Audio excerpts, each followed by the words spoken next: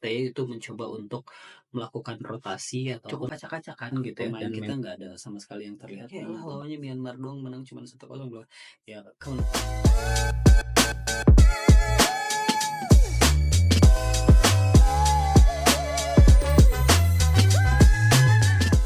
halo semuanya, balik lagi di The Brothers Talk. Ini episode ke-25. Gue baru juga upload video dan sekarang gue bikin video lagi. Dan ini gue tag video dan akan bahas soal timnas Indonesia di AFF atau di Amex ya sekarang sebutannya, karena memang udah berubah secara secara sponsor gitu. Dan Indonesia menang 0-1 melawan Myanmar. Jadi kita coba ulas ya. Oke, yang pertama paling gue bahas dulu soal line up kita.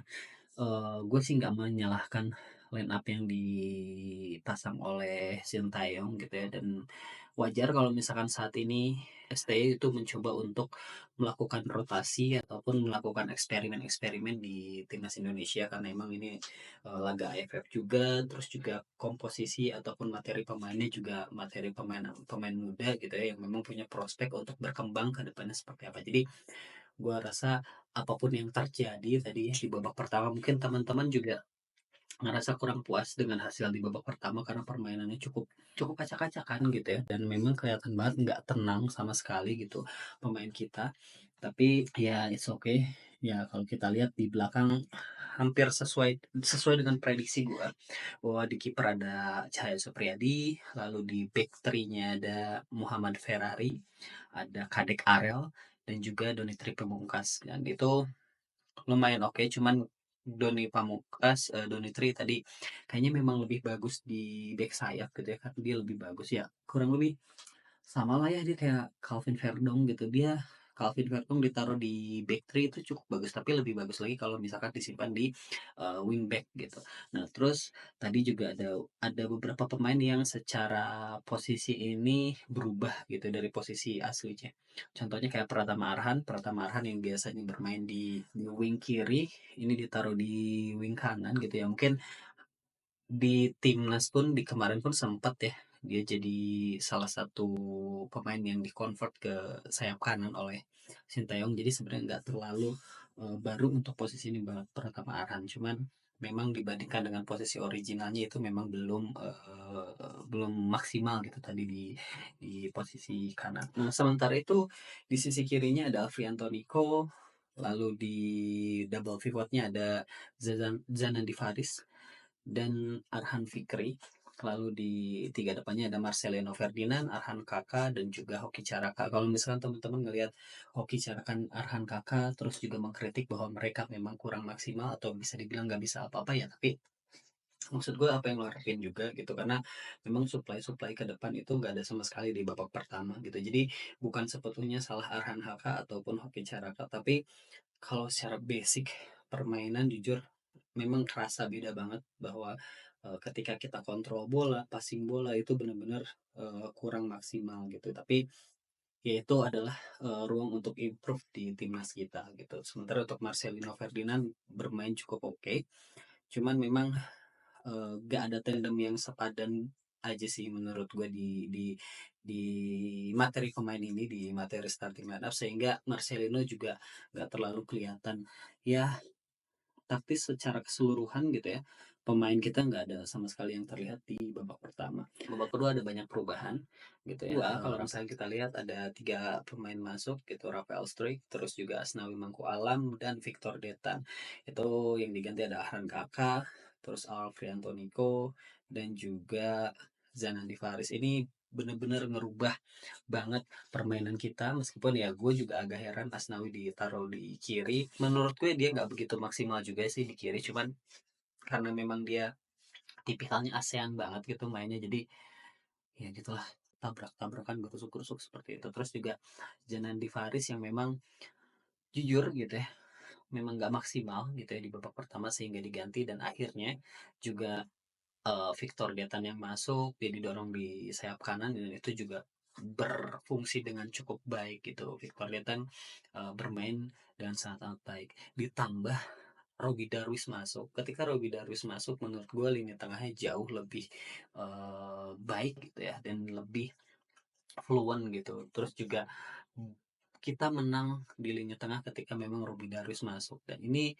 sebenarnya kan line up yang gue prediksikan di awal bahwa tandemnya Arhan Fikri itu adalah Robby Darwis seharusnya, dan kalau kalau ya harapan gue nanti di tanggal 12 sih mereka berdua udah langsung tandem sih. Ini udah cukup cukup oke, dan menurut gue cocok lah untuk ditandemkan sehingga banyak aliran bola ke depan atau progresi passing kita yang luar biasa ketika memang dua pemain ini tandem gitu antara Ahran Fikri dan juga Robby Darwis. Itu harusnya nggak perlu diganti lagi karena Janandi cukup banyak melakukan kesalahan tadi, jujur aja, secara passing, terus juga dari transisi bertahan ke menyerang, begitupun sebaliknya sering banget kecolongan. But ya kita kasih kredit untuk semua pemain karena ini mereka masih muda gitu ya. Terus juga mereka masih punya potensi untuk improve dan berkembang. Ini adalah satu-satunya ataupun mungkin salah satu kesempatan untuk mereka bisa menunjukkan kapasitas mereka dan mungkin bisa masuk ke benar-benar timnas gitu. Ya meskipun ya ini tetap timnas Indonesia gitu ya, meskipun secara materi pemain berbeda, dan harapan gue beberapa pemain seperti Rafael Struijk gitu ya, Arhan Fikri yang sebenarnya pemain muda tapi kelihatannya kayak pemain senior banget gitu ya, karena punya punya experience yang cukup bagus baik itu di timnas usia usia level usia muda gitu dan juga di liga itu sendiri. Jadi gua rasa sih ini harusnya bisa bikin mereka terpacu gitu ya untuk berkembang. Ditambah tadi juga ada Victor Detan yang gua soroti, dia cukup cerdas, bermain cukup baik menurut gua, kombinasi passingnya terus juga mencari apa namanya, nyari ruangnya itu juga cukup bagus, sehingga itu berpengaruh besar sih. Kalau misalkan ya, kalau kayak lah lawannya Myanmar dong menang cuma 1-0 bro. Ya, come on bro.